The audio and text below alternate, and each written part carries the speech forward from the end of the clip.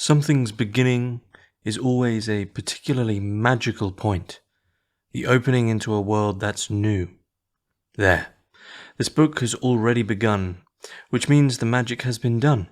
And, now, all that's needed is to find the words to fill the abyss between beginning and end.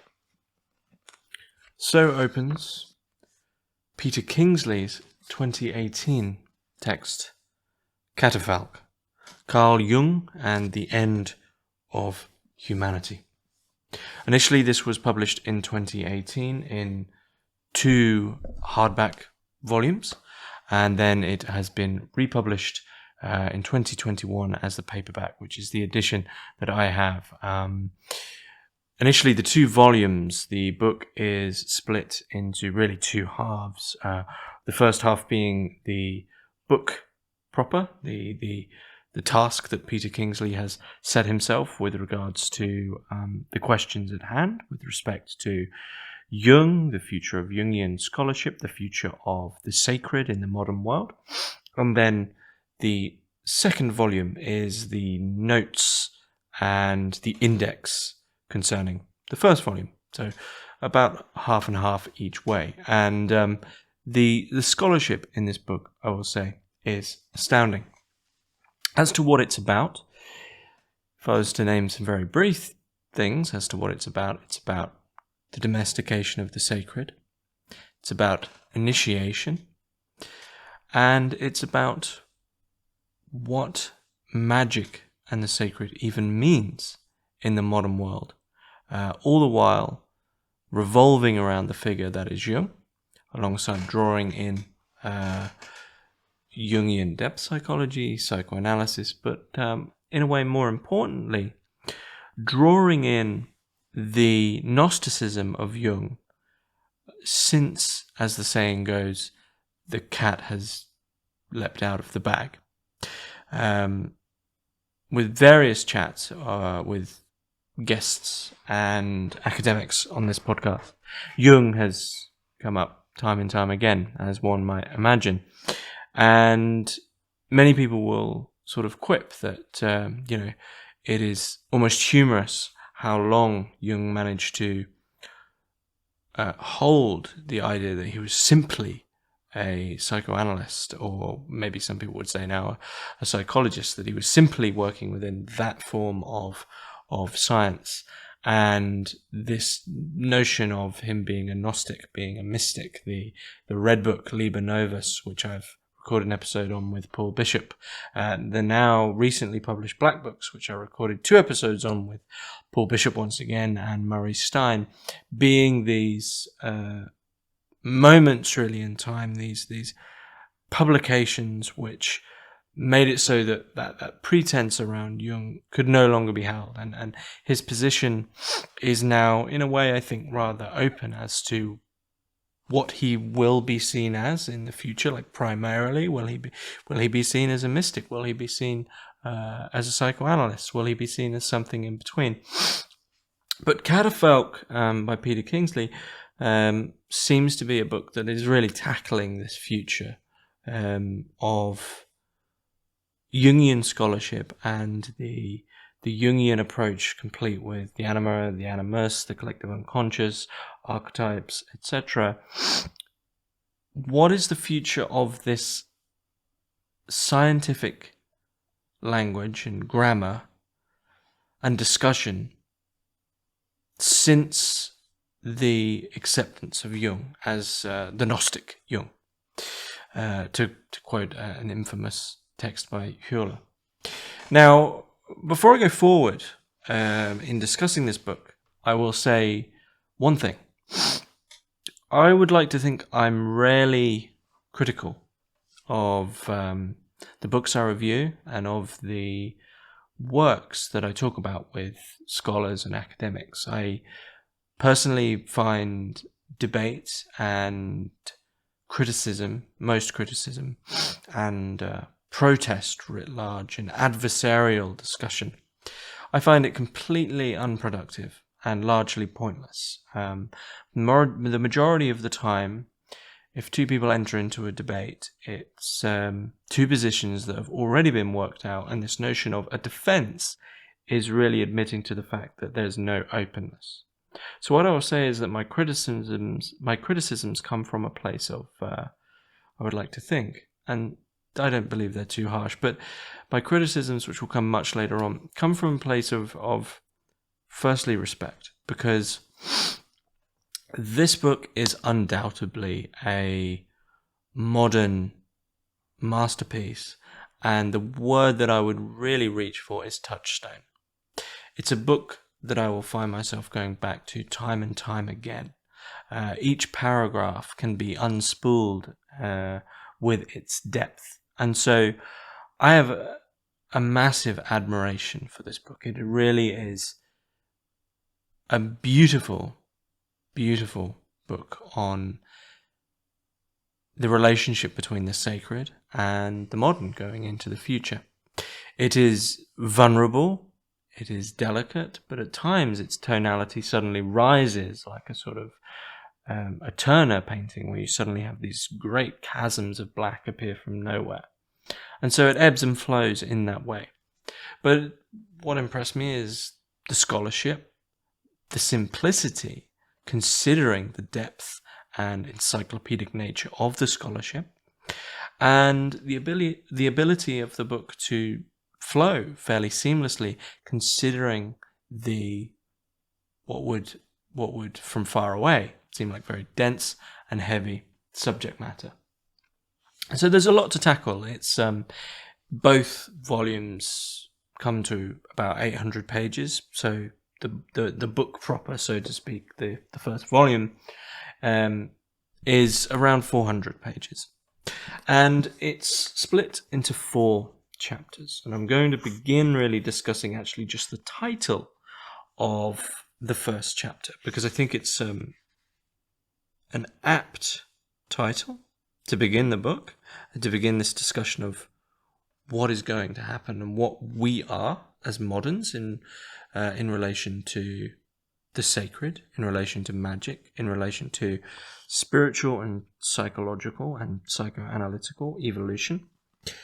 And then from there, I will outline what I believe to be the key pillars of the book, and then nearer the end, I will get to the few criticisms that I have, though they may very well arise when the moment is appropriate. But the first volume, volume 1, is split into 4 chapters. Chapter 1, Mystical Fool. Chapter 2, Back to the Source. Chapter 3, The Sunset Way. And Chapter 4, Catafalque. And then Book 2 is abbreviations, notes, index, with the bulk of Volume 2 being notes. But as I said, I want to focus on the title of the first chapter, because I think this notion of the mystical fool, and Kingsley, I believe, sees this as, the mystical fool is, in many mystical currents, the beginning, the haphazard beginning, the admitted beginning that one looks back to in a way. And I think it's the position that we are within what we might consider to be the modern Western world and the so-called modern secular Western world. Now, there's many variants of the mystical fool, and Kingsley, of course, extrapolates on his own understanding of this notion of the mystical fool. We could very well think of the historical reality of the fools for Christ, for instance, these paintings of these disheveled, emaciated men and women who have been so overcome in drawing down the divine into them that they are almost completely lost, and their bodies become these vessels, and their foolishness is such that they have cast off everything from life in an almost a panicked fit of irrationality, and are reduced to being quite literally a fool for Christ or a fool for God. Now, this isn't the fool that I want to focus on. The fool I want to focus on is actually from the tarot. It's the beginning of the tarot, and I feel it completely fits in with delving into the overarching themes and the major pillars of Kingsley's work, but it allows for a structure to be built because it's very much the same Fool and the same beginning. And I think here of the Fool tarot card, which is technically the first tarot card. If we were to look at maybe just the Rider-Waite deck, the most popular deck, it's the first card, but in a certain sense and in a very important sense, it's indexed at 0. And for anyone interested in symbolism, what we really see with 0 is a position of the number 0 as opposed to the number 1, which, as we're talking about Jung in Freudian terms, the number 1 is a very clear representation of the phallus, of the patriarchal vertical structure, having a structure. Whereas 0, the Fool, very much fits this 0th index. The Fool, when we look at this card, is this whimsical man coated with a coat of flowers and a sort of cosmos coat, holding his knapsack, off on that sort of whimsical, carefree adventure into this foolish approach to spirituality. But as our eyes are cast down the card, we realize that he's very close to stepping off a cliff. And what does it look like? Well, what does it look like? It looks like there's a dog at his feet, and actually it might even look like the dog, the lower desires are actually warning him. There's this sort of a sensibleness from below saying, yeah, that's all very well and good, but you've actually got your back to the sun and you're about to walk off a cliff.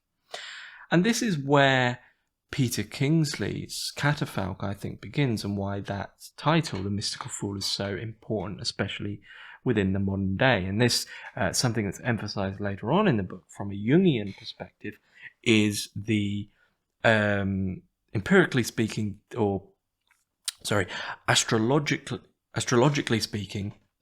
the transition from the age of Pisces through to the age of Aquarius, something that Jung himself emphasized. And symbolically speaking, the move from the age of Pisces through to the age of Aquarius is this symbolic move from an age of capital C, institutional churches, patriarchal, top-down, structured, almost very phallic, number 1, institutional religions. In a Spenglerian sense, you might say that it was an age of faith, an age of faith that is within those sort of very well kept, once again, institutional vessels, but I'm repeating myself there. This as the age of Pisces through to the age of Aquarius. Now, there's multiple people who comment on the age of Aquarius. We could think of someone such as Friedrich Nietzsche, who would, in line with the age of Aquarius, would say something along the lines of, once you begin to question and criticize and deconstruct the Bible, well, the whole edifice falls apart, and each person has their own form of Protestantism. Now, for him, this is completely in keeping within the death of God and that sort of explosion from the admitted mortality of the death of God, or the mortality of God, and that complete destruction of Christendom, the death of Christendom in itself being the death of values and the death of etiquette and the death of all that comes with that, and this explosion into a wiseacring, ever deconstructing, minuscule religions for all. And certainly a negative cultural presence there for someone such as Nietzsche. We could look at someone like Rudolf Steiner, who would say that the future is every single individual will have their own religion. And this seems to be a sort of positive lean on this notion of the transition from Pisces to the age of Aquarius. For Jung, I think what's difficult to discuss as to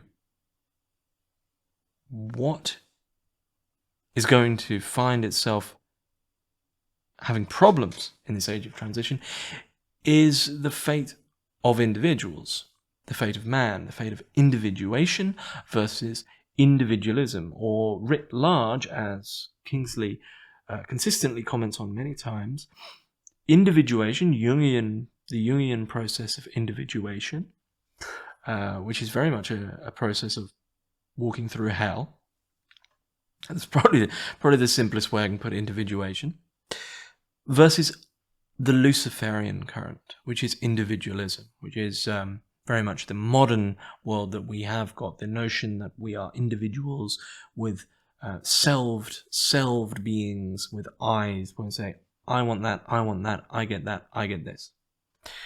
And so the mystical fool seems to be very in keeping with the Nietzschean and Steinerian version of what the future might look like. A haphazard, whimsical, almost Luciferian figure who is about to step off a cliff and is being warned by the most unlikely of creatures, a yapping dog, to, come on, behave. Now, it doesn't have to be all patriarchal and, authoritative in that sense, but what happens when we move forward one notch, and this corresponds, in my own opinion, this corresponds to what Kingsley is writing about. It corresponds almost one-to-one to the language that Jung uses with regards to Philemon, which I'll get to later. But what happens when we take that step from 0 to 1? We go from the fool to the magician. Well, the fool about to step off the cliff, his whimsical, magical nature. I'm off on a lovely adventure on my own little individual Luciferian religion. We move through to the magician, and what do we see? We see someone stood completely upright, holding a wand representing their will, surrounded by all these symbols of structure. The beginning. That's the real beginning. Is, okay, I tried to have all this fun, it all fell apart. Now I need to take this seriously. And we can look at all these symbols that we see with the magician, such as the wand, the pentacle, the cup, the crown. And we can see that they all allow a structure, but from structure comes limitation. The fact that the magician comes to use all these things means that he's understood that his role as the fool really was, guess what, very foolish. And moving into the future in that way is going to be rife with hazards. What happens when you do move from a Spenglerian age of faith through to this age of Aquarius, where the Luciferian current is right on the horizon to sort of draw you back into the ego self. And what is it?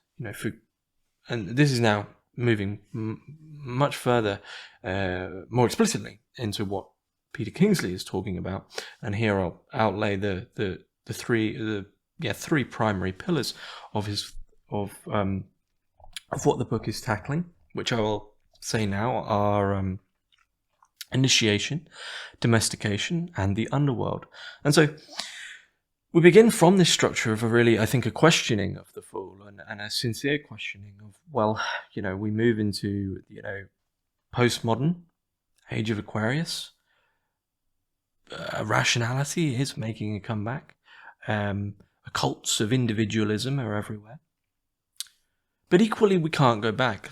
Going back, capital T, trying to attempt to draw down tradition. I'll get to this. This is even more foolish. This is stupid. That time is gone. And I think Jung would possibly be one of the first to admit to that as well, that you can't just randomly resurrect a tradition in some haphazard sense, especially out of some individualistic, at least definitely not in an individualistic way of saying, I want that bit over there, I want that bit over there, or I want that bit over there. Why is this? What is the important kernel to this thought? This one of the central pillars here is this notion of domestication, the domestication of the sacred. In fact, if I was to say that, if someone said, well, tell me the one thing it's really about. Catafalque is about the domestication of the sacred.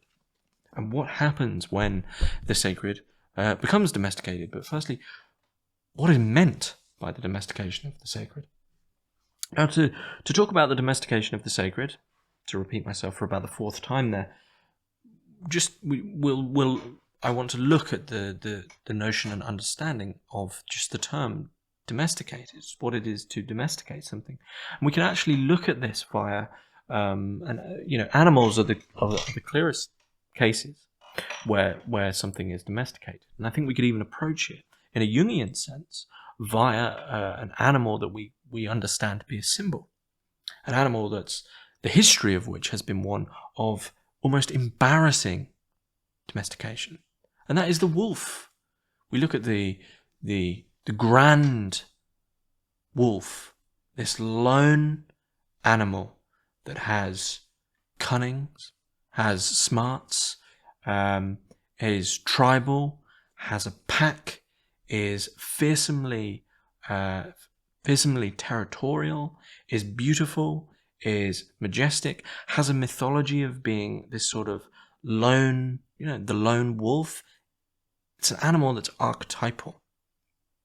Completely, emphatically undomesticated animal. The notion of the lone wolf is almost synonymous with not being domesticated. So what is it to be domesticated? What future did this mythology, this in a way sacred being, have in store for it? Well, we have pugs now. We have sausage dogs. That's what it is to be domesticated. That might seem aesthetically silly, and it might seem like a coy and lazy way to talk about domestication. But when you begin to look at what a sausage dog or a pug is in relation to the being from which, and the myth from which it has been domesticated, it is the function of it, and its transformation into a function, which is the process of domestication. A wolf can't be told what to do. You can't take a wolf to the park on a little lead. It is free. It has its own agency. It has its own agenda. And from that, it has its own, in a way, culture, mythos. It has its own sort of cultural mythological aura from which all these things that are interconnected to it are out of everyone else's control. Sausage dog and a pug and all these domesticated forms that have come from the wolf. Domestication is the process unto which some other being, namely humans, go, I kind of like that thing, but I want it to be within my power. Oh, the wolves are really cool, but I'd like one where, I get to do what I want with it. But of course, we never want to admit to ourselves that once you grab the pure symbol, the pure myth, and you almost in a matter of mythological entropy, not refine, but you atrophy it down to something which is domesticated, something that has a function, something that you can use. Therefore, it's under your will to power and under your agenda. That's the process of domestication. So when we think about that in terms of the sacred, we're thinking about the domestication of gods. We're thinking about the exact same process, but saying, I really like these myths, I really like these symbols, I really like these gods, but I don't like the fact that they might completely ruin my life. I don't like the fact that actually there might be a lot of suffering there. I don't like the fact that there might be a lot of agony involved in true forms of worship, because to admit to many of the undomesticated forms of the sacred, which really is the sacred itself, is to admit we aren't the center of the universe, not even close. It's to admit to a sacred and a divine plane, which is absolutely emphatically not anthropocentric. And to extrapolate on this, I want to just draw in a couple of thoughts of my own very quickly with respect to the division between apophatic theology or negative theology or via negativa and petitionary prayer. For many of you who've watched and listened to other episodes of the podcast, you'll know about negative theology from the episodes of Kevin Hart, but very briefly, negative theology is the understanding and is an approach to theology which, put very, very roughly, beginning from Pseudo-Dionysius the Areopagite, is the notion that God, the absolute, or even the one, cannot be comprehended by its very nature. And so if you are to sit and contemplate on God, on the absolute, and something suddenly arises in your mind or within your contemplation which you do understand, you can de facto understand that that is not the absolute by the fact you can understand it. And what you do is you sort of remove that, you sort of move on, and then you continually just negate. And that goes on. And in that sense, what you're doing is you're not asking. And you're also not demanding, because you don't know. So you're not saying, I've got that. God is that. Easy. However difficult the concept might be, if you have a concept, you have control, you have an agenda, you can begin to domesticate from a concept. Well, actually, I've got a catechism here, so I can, God is X, Y, Z. This isn't the case. Via negativa and negative theology is a very undomesticated approach towards God, because you're never going to be able to comprehend it. So that your agency as a self, as an I, I know this, I know that, I believe God is, there can't be that as a possibility. Now, when we move to the other side, in a way, if I'm to very haphazardly put this as a binary, we could look at petitionary prayer. Dear Lord, I pray that I get a full head of hair tomorrow.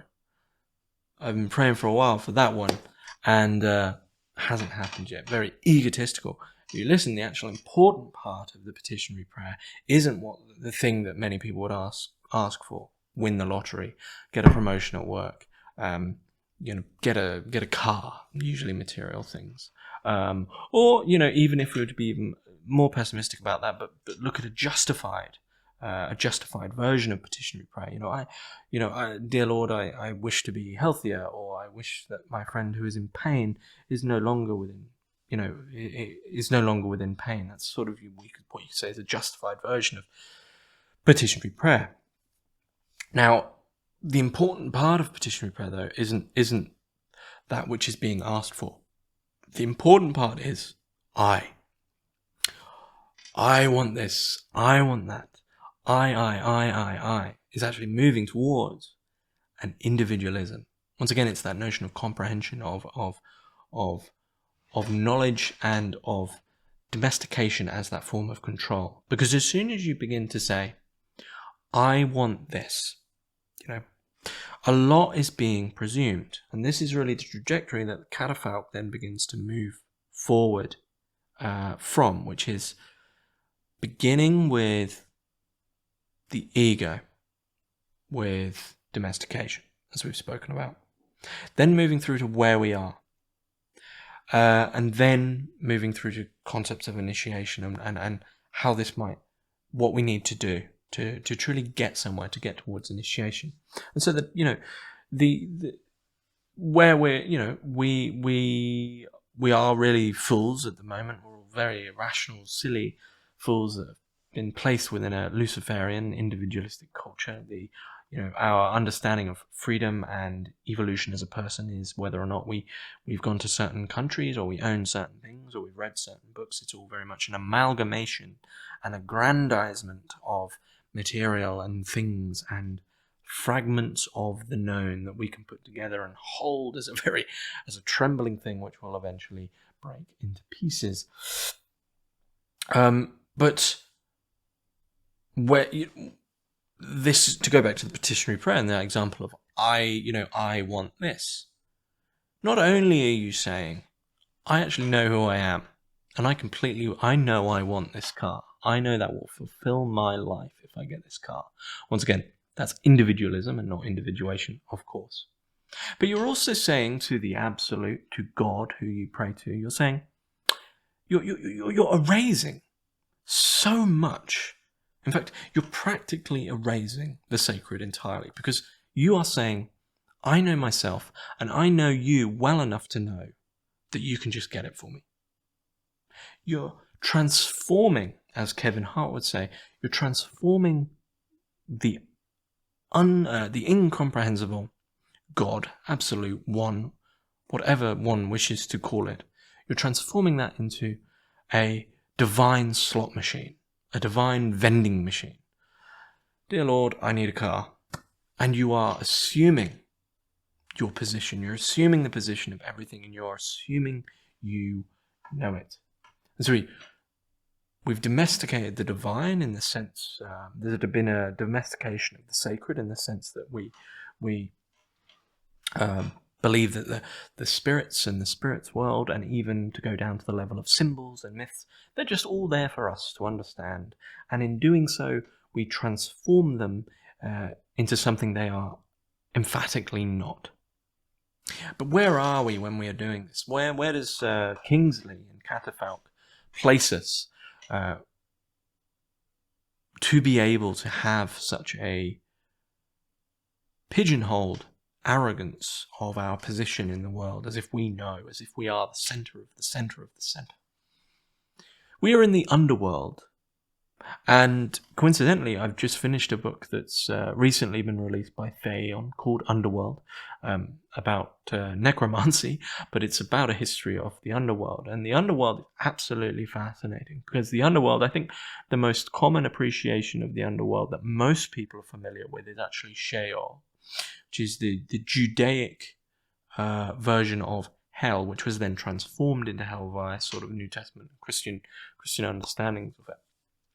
But what's interesting about the underworld, and this is something that Kingsley emphasizes, is in a way that there are times when it's conflated and intermixed, and this is completely understandable. They're difficult terms, I think, in the mythological sense, to, especially if where someone is in the stage of their spiritual evolution, we could say. But what's terrifying about the underworld is grey. It's dull, but it's enough. I think that's the scariest thing about the underworld. The underworld very much is and appears to be the modern secular consumer paradise that we have, that gives us so much, but at the same time gives us absolutely nothing. But just when we're on the cusp of boredom or of true suffering or of breaking through, a new iPhone is released, a new Starbucks special is released, and it's just enough to appease us. It seems, the underworld is a radical Schopenhauerian nightmare. The pendulum of boredom and suffering in the underworld never gets to any point of potency. And I think that's where this is why the underworld is important, because it's a place where you just end up staying. You end up decaying. Your soul ends up decaying, not because of any battle, not because of any tension or any stretching or grasping or anything, because there isn't anything like that. And I'll get to this, but this, when I was reading these sections on the underworld, I wasn't thinking of these sort of almost, one imagines these Macanian or Lovecraftian-esque visions of Tartarus, the inner sanctum of the underworld, with Hades roaming around. I wasn't thinking of that. I was thinking about when you drive past a petrol station at 2 a.m. and you see the clerk, slumped over the desk, just looking at their phone, a being completely dissipated into the nothingness of the underworld, of this grey nothing. No chthonic beings, no inverse wonder, no what to quote him again, what Arthur Machen would call the inverse world of the twilight, where things are just off. None of that. It is the grey static of the underworld, which is absolutely haunting. But it's that static sludge-like effect of not having any moments of tension, moments of tonality, moments of something suddenly shocking you. And what is that? And for that, I'll draw from Catafalque, but thinking about a discussion that I had with John Michael Greer about the work of Dion Fortune. Dion Fortune says God is pressure. And Greer, in relation to this, with his commentary on Fortune's work, and we were talking about limitations, really we can think of spiritual path and God in a way, and the sacred. What is it in a word? It's friction. And as Greer extrapolated and explained, people are terrified of limitations. They're terrified of friction, really. That's what limitation is. It's friction. You have to grip and get past something. We want to live in a world, and this is what the underworld is trying to do, I believe, and I think this is what Kingsley is also writing about. We believe we want to live in a world where there's no friction, much like a Star Trek episode where You can go to the mystical, or the technological wondrous microwave, and it reads your mind and gives you exactly what you want. We want that for everything. But when you reduce that metaphor, when you reduce that idea, that narrative of a frictionless world, and reduce it to a metaphor, to a symbol, for Greer, it's a room that you have to get to the other side of, but the floor is a perfect sheet of ice, and there's nothing for you to hold on to. So where do you end up going? Absolutely nowhere. Because even on the most bare bones limitation of walking, your feet and your legs have to have a small amount of purchase and friction. To move, to grow, to develop as a being, there has to be limitation. There has to be friction. And so that moves me, and that also moves Peter Kingsley from the underworld through to a clearer understanding of hell. So what is hell? Hell, I think, has a double life in the Jungian sense as well. Because you can be in hell, and the hell and the hell that we commonly think about from the, in my own opinion, the bastardization of the primitive Christian hell from, that was really a symbol of Gehenna. The hell that we think about is the medievalist pitchforks, demons, and personal tortures. We think about that hell. Now, the reason I say there's two sides to that hell within Catafalque as well is, if one is to lay down in hell and pretend that they can't overcome the friction, then those fires will simply just burn and burn and burn and burn, and you will be tortured very personably because you can't deal with the friction. You can't, get your leg on the floor and think, okay, this is kind of going to suck, but I need to walk through this. And so on the flip side of that other hell, the friction and all the suffering and all the limitations, seeming limitations of hell, are the only fuel. The only fuel for this spiritual development that really is the teleological ongoing backbone of Catafalque. Friction and pressure. And what is it that then you could say, what is it that stops someone's in, once again, Hjole's book, The Gnostic Jung, Jung and the Seven Sevens of the Dead, he, if I'm remembering this correctly, he either paraphrases or quotes Jung directly about Jung talking very simply about what someone is to do when they have, say, trauma, or I'm possibly using the incorrect terms here, neuroses, or some limitation or blockage that they need to get through. And it isn't a case of, I need to step back and have a look and, quantify and categorize. Jung says to accelerate through, to push through, to find that pressure where something has to break and something from that has to develop. And it's a risky process, as Jung himself articulated, in almost going mad, at being on the edge of madness. And so the question then, because one would like to think that all people would desire to abstractly fix their neuroses, to fix their problems, to, if you're depressed, to not be depressed, to, if you are anxious, to be more confident and not be anxious. And what stops us is actually something rather subtle and covert and completely embroiled within the fabric of Western culture, that we find within the underworld. It's almost the language of the underworld for Kingsley. And that's Western logic. Aristotle is our great villain here. Aristotle, the encyclopedic philosopher, categorizing everything. The subset of a subset of a subset, and that goes in category A. We need a committee for that, etc., etc., etc.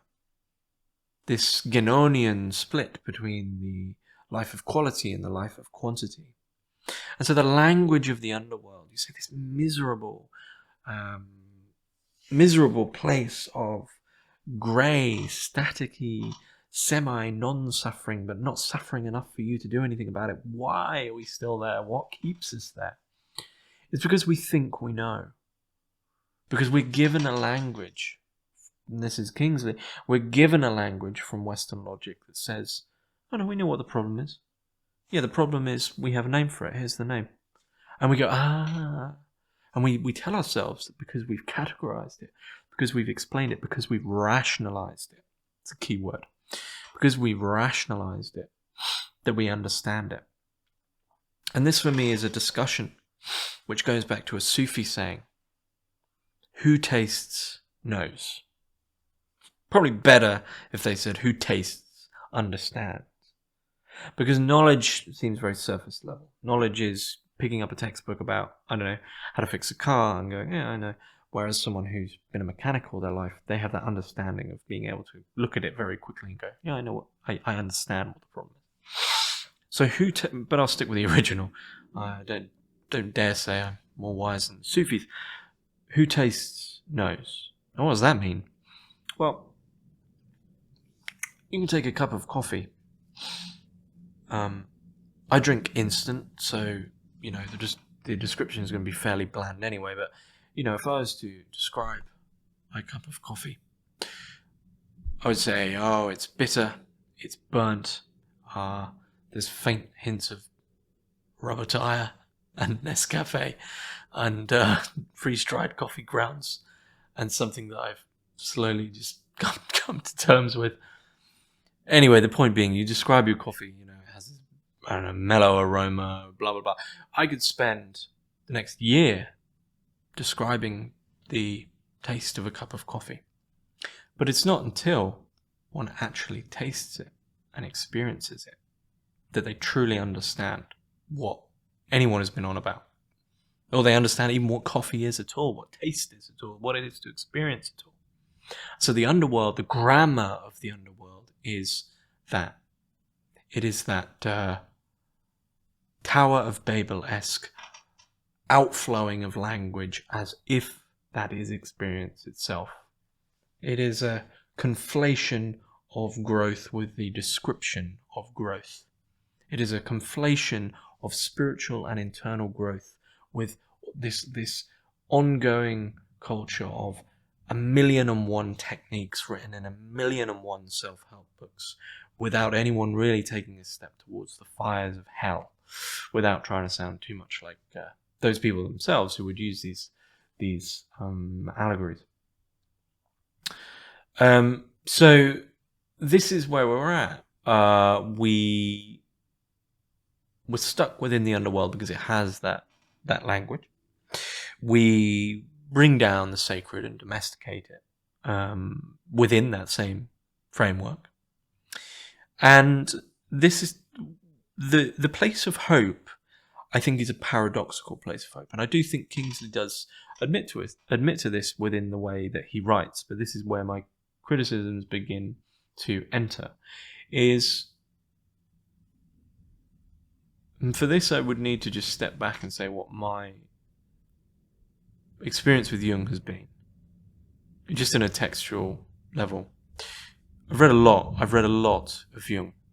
I've read the Red Book, I've read all the Black Books, I've read the ones that everyone tells you to read. I've now read Catafalque. I read Stein and Edinger's books on individuation. I've read a couple of books on alchemy here and there. I read a lot trying to understand Jung, and for me, Jung's work and this entire Jungian corpus is like a great, vast cliff face, beautiful cliff face that I need to try ascend, and I have yet to get a foothold. And for me, this is because Jung is paradoxically, but absolutely, just blindingly drunk on symbols, just absolutely intoxicated on symbols. His reliance on symbols borders on fanatic. It borders on an insanity that you just get lost in these depths. And if there wasn't the initial purpose there from the psychoanalytical roots of, and let's be honest, trying to get better, trying to individuate, trying to have a fuller life, trying to be freer, whatever the personal teleology of the individual, not in the individualistic sense, but in the individuation sense, whatever that might be, to get closer to God. If that teleology wasn't there, then one might enter into this like they would a Thomas Mann novel or a Pilgrim's Progress or a spiritual narrative. But because there is that possibility for teleology there, and the fact that I think we are still trying to utilize Jung, and Jung is there as a guru to be listened to grow individually, this intoxication and fanatic obsession with symbols, often one finds themselves very quickly getting lost, and honestly for me, finding Jung himself getting lost. And this is where, for me, the first criticism, so there's two major criticisms. One is actually to go back to the domestication, the other is to do with the Jungian reluctance towards the term magic, even though it's used time and time again by Kingsley, by Jung. So the first one is actually to do with Philemon, who is maybe we could say the daemon, the guru, the magician, Jung would call him, who appeared in Jung's fantasies. So this is from the Philemon Society, I think it's called. This is the quote about Philemon that they use. Jung recounted the dream in which this figure first appeared to him. Jung saw a sea blue sky covered by brown clods of earth that appeared to be breaking apart. Out of the blue he saw an old man with kingfisher wings and the horns of a bull flying across the sky, carrying a bunch of keys. After the dream, Jung painted the image because he did not understand it. During this intense period, Jung was struck by the synchronicity of finding a dead kingfisher, a bird rarely seen around Zurich, in his garden by the lakeshore. Thereafter, Philemon played an important role in Jung's fantasies. To Jung, he represented superior insight and functioned like a guru to him. Now that is, of course, emphatically one of the most important events in Jung's life. Any Jung scholar will tell you that Philemon plays a key role, as is said there. But to Jung, he represented something. Now, of course, it is quite the bridge. We had the bridge earlier between experience of the description of a coffee and the experience itself of a coffee. And the experience of itself of a coffee, it has its own agenda, which you may or may not like. You don't get to decide, you don't get to sip it and then change the taste to meet you. It isn't a representation of a coffee. Same way with love. You can describe love all day with whatever other words come close, or from whatever other previous experiences you've had.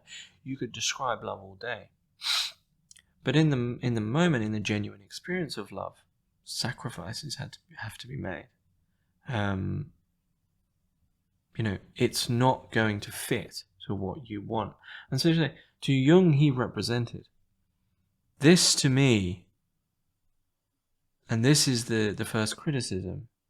This to me is the dangerous domestication. Now, it's a steep thing to say and a risky thing to say. Thankfully, I'm not employed by an institution. But I would open that up by looking at just a basic symbol and looking at 3 levels of symbolism, or 3 levels of reality, one could say. Let's look at Jupiter and the planet Jupiter. On one level, we have the empirical planet Jupiter, the real Jupiter that in common normal language say that's the real Jupiter, the empirical, factual, there, sensual Jupiter. We could look at it through a telescope if we had a spacecraft and suits technologically advanced enough. We could fly up to Jupiter and land on it and touch it. It's a planet. In the middle, we have a symbol. We have the symbol of Jupiter that represents wealth and fortune and the Jupiterian current and Jove. And maybe subtly, it represents Zeus. And then on the third level is that level of the taste of the coffee, of the wolf, which I spoke about earlier, the original undomesticated article. We could say on that third level that Jupiter is Zeus, the god Zeus, not a symbol, not something that we get to get a pencil and go, oh, look there, look, that's Zeus. No. The being Zeus, who if you go and worship Zeus and do some prayers to Zeus or recite the Orphic hymn to Jupiter, he may or may not like you.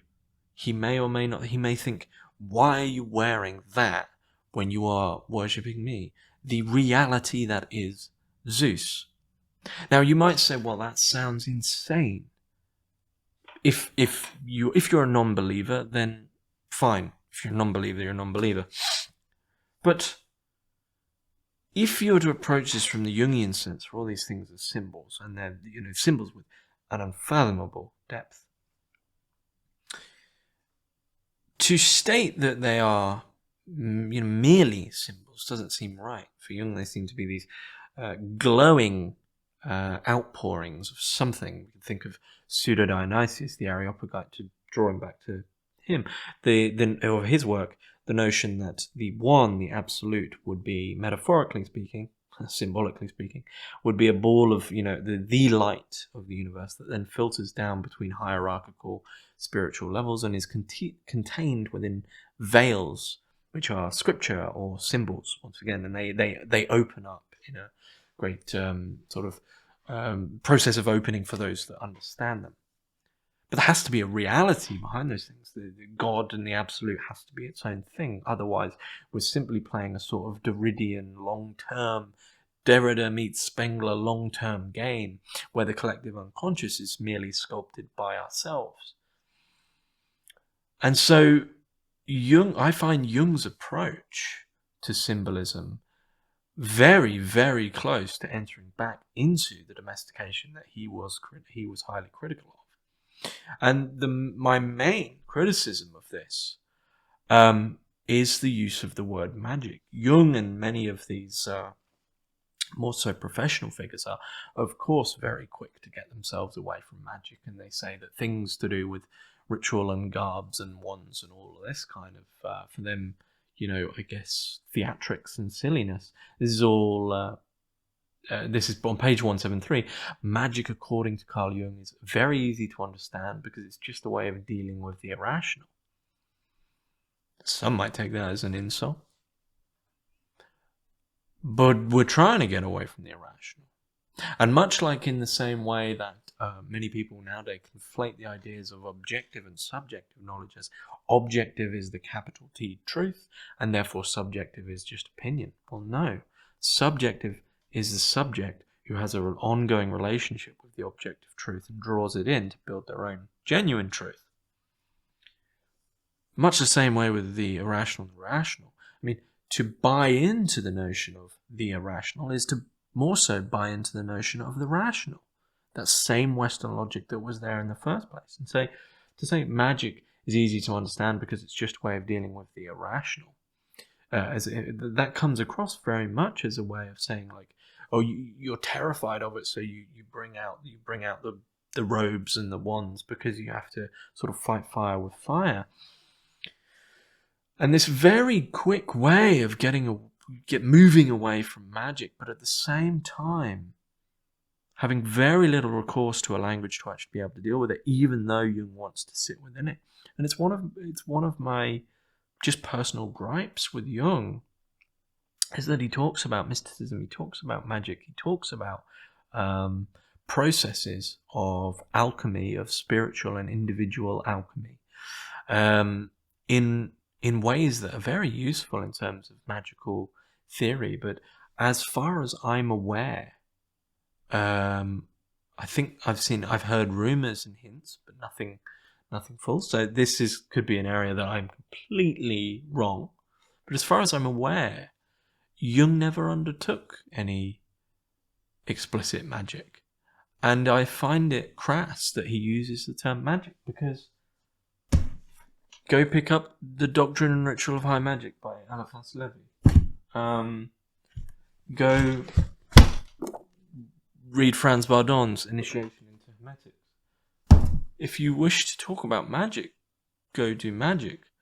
If you wish to talk about psychoanalytical, spiritual, symbolic alchemy, which sure can be the same thing, fine. But the reason I find this, the reason I put this forward as a criticism, and I doubt this will happen, but Peter Kingsley, if you are listening, the book is fantastic, and so this is meant openly, and if you wish to, we can discuss this.